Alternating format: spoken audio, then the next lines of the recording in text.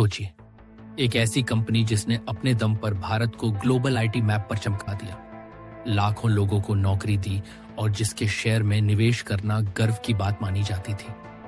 लेकिन एक दिन अचानक सब कुछ बदल गया। एक सच्चाई सामने आई जिसने पूरे देश को झकझोर कर रख दिया। आज एपिक ऑडिटीज में हम ला रहे हैं सत्यम कंप्यूटर के उस घोटाले की पूरी असली कहानी। एक ऐसी दास्तान जिसमें सपने हैं, मेहनत है, धोखा है और एक दिल दहला देने वाला कन्फेशन। तो अगर आप बिजनेस थ्रिलर और सच्ची कहानियों के शौकीन हैं तो इस वीडियो को आखिर तक जरूर देखिएगा। चलिए शुरू करते हैं सत्यम स्कैम, सच का चेहरा, झूठ की कहानी। 1987 हैदराबाद। भारत के आईटी सेक्टर में एक नया नाम जुड़ता है, सत्यम कंप्यूटर। इसके फाउंडर बी रामालिंगा राजू, एक आम किसान परिवार से आने वाले लेकिन बड़ा सोचने वाले। उनकी दूरदृष्टि थी भारत को टेक्नोलॉजी की दुनिया में चमकाने की। शुरुआत में सिर्फ 20 लोगों की टीम थी, लेकिन राजू के नेतृत्व में कंपनी ने तेजी से तरक्की की। 1992 में कंपनी ने अपना आईपीओ निकाला और देखते ही देखते सेटियम भारत की सबसे बड़ी आईटी कंपनियों में गिनी जाने लगी। अमेरिका, यूरोप, जापान, हर जगह सेटियम के क्लाइंट्स थे। कंपनी में वर्क कल्चर भी शानदार था। क्रिकेट टूर्नामेंट्स, कल्चरल प्रोग्राम्स और शानदार ऑफिस कैंपस। लेकिन क्या वाकई सत्यम नाम की तरह सत्यम यानी सत्य थी?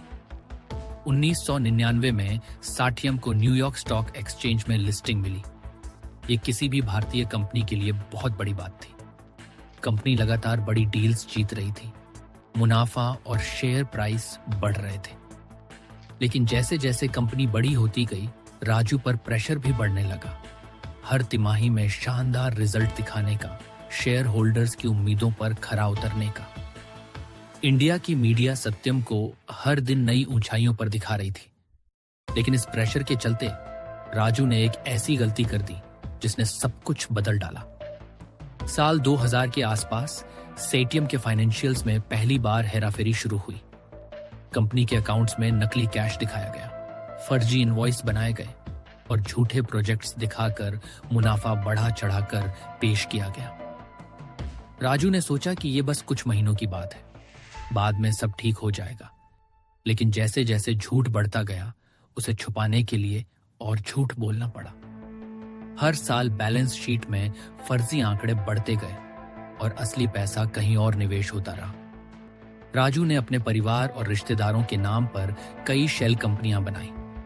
सत्यम के पैसे को इन कंपनियों में ट्रांसफर किया गया। यह पैसा रियल एस्टेट में, लैंड डील्स में और कृषि भूमि खरीदने में लगाया गया। राजू का सपना था सबसे बड़ा लैंडलॉर्ड बनना, लेकिन इसके लिए उन्होंने सैकड़ों करोड़ रुपए का गबन किया और सब कुछ छुपाने के लिए बैलेंस शीट्स में फर्जीवाड़ा करते रहे। सत्यम में काम करने वाले हजारों लोग खुद को बेहद खुशनसीब मानते थे। ऑफिस में माहौल दोस्ताना था, हर कोई गर्व से खुद को सत्यमाइट कहता था। लेकिन कुछ सीनियर एम्प्लॉइज को धीरे धीरे शक होने लगा कि कंपनी के फाइनेंशियल्स में कुछ गड़बड़ है। लेकिन राजू और टॉप मैनेजमेंट ने किसी को भी बोलने नहीं दिया। कई लोगों ने सवाल उठाए, लेकिन या तो उन्हें शांत कर दिया गया या ट्रांसफर कर दिया गया।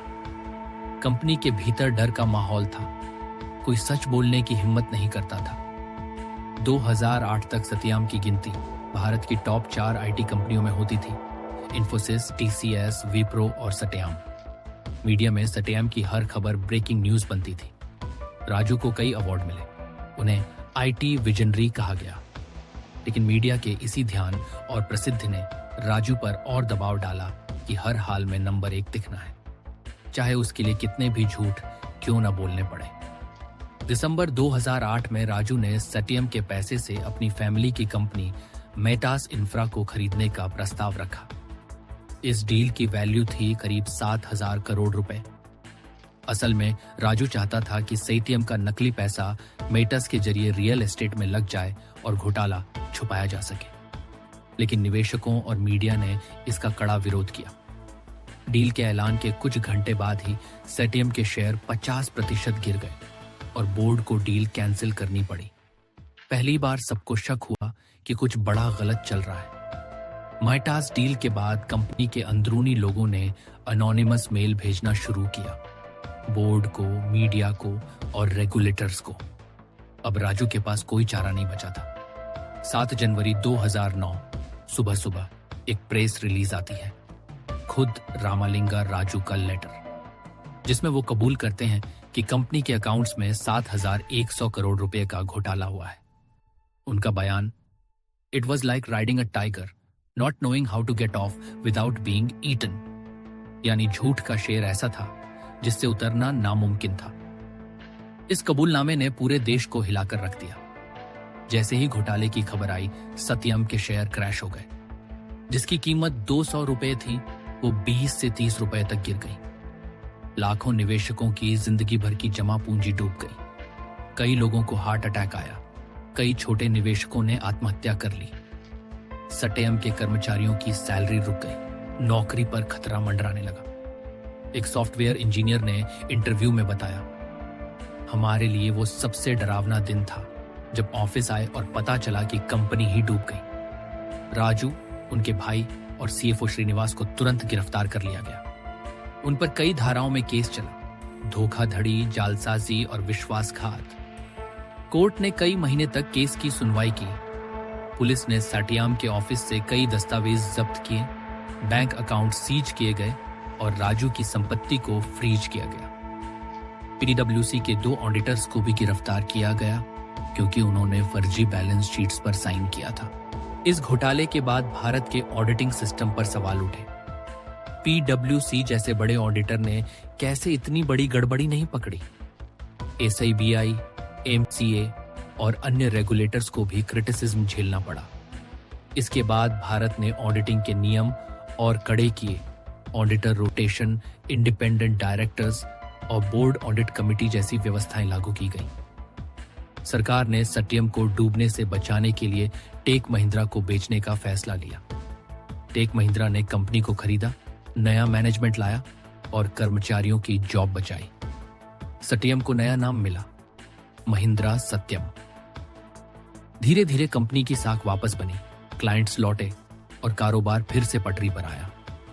टेक महिंद्रा के प्रयासों के कारण सत्यम एक बार फिर इंडियन आईटी इंडस्ट्री का हिस्सा बन गई। 2015 में कोर्ट ने रामालिंगा राजू और उनके साथियों को 7 साल की जेल की सजा सुनाई। इस घोटाले के बाद कंपनी कानून और ऑडिटिंग सिस्टम में बड़े सुधार हुए। आज सत्यम स्कैम को हर बिजनेस स्कूल में पढ़ाया जाता है। ये एक चेतावनी है कि जब लालच और जवाबदेही की कमी हो तो कितना बड़ा नुकसान हो सकता है। अब भी ये सवाल उठता है, क्या आज के दौर में भी ऐसा स्कैम हो सकता है? क्या सिस्टम वाकई बदल गया है? तो दोस्तों, ये थी सत्यम स्कैम की पूरी कहानी। एक ऐसा घोटाला जिसने देश, दुनिया और कॉर्पोरेट वर्ल्ड को हिला दिया। आपकी राय क्या है? क्या आज भी कंपनियां इस तरह का धोखा कर सकती हैं? अपने विचार नीचे कमेंट में जरूर लिखें। अगर आपको ये वीडियो पसंद आया हो तो लाइक करें, शेयर करें और एपिक ऑडिटीज को सब्सक्राइब करें। बेल आइकन दबाना मत भूलिए ताकि आप कोई भी सच्ची रोमांचक कहानी मिस न करें। अगले एपिसोड में फिर मिलेंगे। तब तक के लिए सच और सतर्कता को अपना साथी बनाइए। धन्यवाद।